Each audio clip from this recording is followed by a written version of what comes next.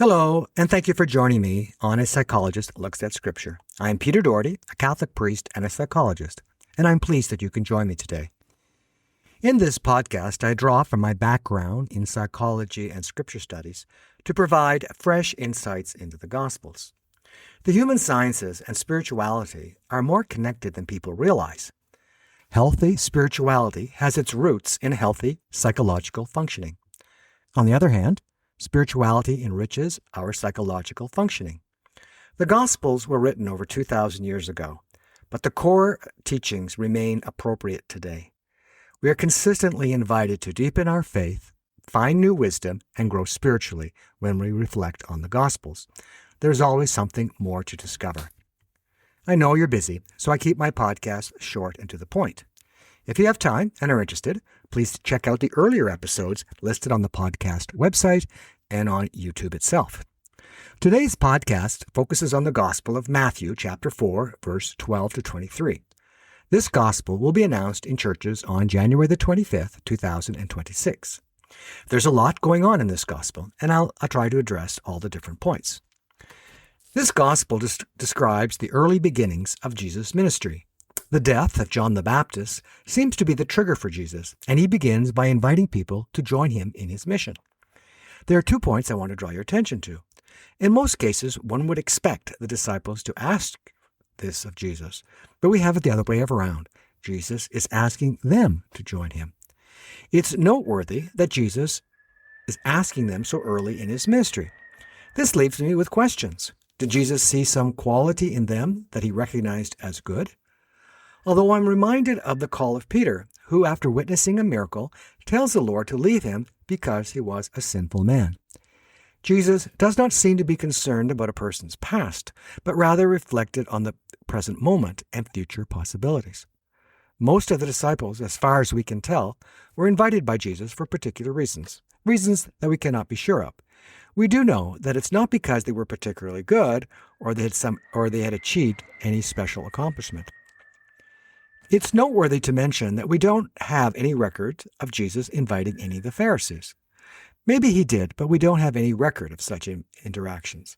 We do, however, have a record of Nicodemus, a Pharisee, coming to Jesus in the middle of the night to discuss faith issues. Perhaps the message here is that it is God who seeks us out. It's not that we win God's attention or love by our own efforts, but rather through God's efforts. This should take the pressure off of us who seek God. We learn that the issue is one of accepting, not seeking. I'm impressed by the reaction of the disciples. They literally drop everything to follow Jesus. I suspect that is not exactly what happened. Apparently, the disciples had heard about Jesus, maybe even hearing him preach. They were likely inspired. I want to point out that we don't hear about any miracles yet. They responded based on what they heard. We get the impression that they left everything and never went back. This is not likely. First of all, it would be irresponsible of them. They had families. Also, there are references to the disciples visiting. And then there's the account of Jesus curing Peter's mother-in-law. I wonder if the new disciples fully understood what their willingness to follow Jesus would mean. They probably did not fully understand what they were getting themselves into. As incredible as this may seem, I believe that it's a very common occurrence in our lives. Frequently, we have to move forward with less information and no clear path. I wonder, for example, if newlyweds fully grasp what marriage is about.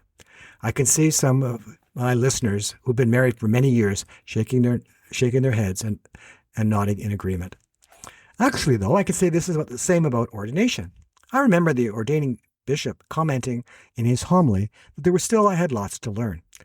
Honestly, I felt a bit insulted, but I realized 40 years later that he was right. You probably have heard the expression, a leap of faith, a term used to describe moving into uncertainty with trust in God. Although the term leap of faith is not found in the Bible, there are many examples in the scriptures of individuals doing just that. I'm reminded of Abraham responding to the call to leave his home and Peter responding to the invitation from Jesus to walk on the water. We see this in Matthew chapter 14, verse 22 to 23. It's clear that we don't always receive a direct invitation or even direct assistance in making decisions for our life's direction. Knowing the will of God in our lives is a process of discernment. Discernment is a critical component to discerning the role of the Spirit in our lives. Unfortunately, there are no guarantees with discernment. Some blessings will not always feel like a blessing, and conversely, some difficulties could in fact be a blessing in disguise. I doubt that we are meant to discern by ourselves. The next point that Jesus makes is the importance of community. We will see this again when Jesus sends out the 72 disciples in pairs to teach the people, as told in Luke chapter 10, verse 1. Community is very important for both our spiritual development and for our psychological health. Community plays a vital role in mental health by fostering social connections that reduce isolation and promote emotional resilience. Research consistently shows that the strong community ties lower risks of depression, anxiety, and stress while enhancing overall well-being. Faith communities enhance these effects via shared values, pastoral counseling, and spiritual practices such as confession. Integrating spiritual coping with mental health often brings about gains such as reduced stress and stronger bonds. Faith communities can be critical in discerning the will of God. Having a trusted spiritual director or friend who is able to challenge us as well as support us can be a valuable asset in our discernment. Eunice Park and her colleagues, in their research publication, A Sense of Community and Mental Health, a cross-sectional analysis from a household survey in Wisconsin, and a research project published in Family Medicine and Community Health Journal in 2023, found that when compared to those who report a positive sense of community, those with a negative sense of community had a significantly higher odds of reporting depression, anxiety, and stress syndromes. It's clear that community and reflection are critical for a healthy discernment. Thank you for joining me today. Next Sunday, February 1st, 2026, I'll be sharing a new podcast episode from Matthew chapter 5, verse 1 to 12, where we will read about the Beatitudes, a list of beloved teachings. If you're new here, I invite you to check out previous episodes on major podcast platforms or on YouTube. And for my regular YouTube listeners, please consider subscribing and sharing the podcast with friends who love Scripture. I also invite YouTube listeners to post there in the comments section where you're from. I appreciate knowing where my listeners are from. I'd like to take this opportunity to welcome my listeners from New Jersey. Thank you for joining me. New episodes come out every Sunday, focusing on the week's gospel. Your feedback and questions are always valued and help our community grow.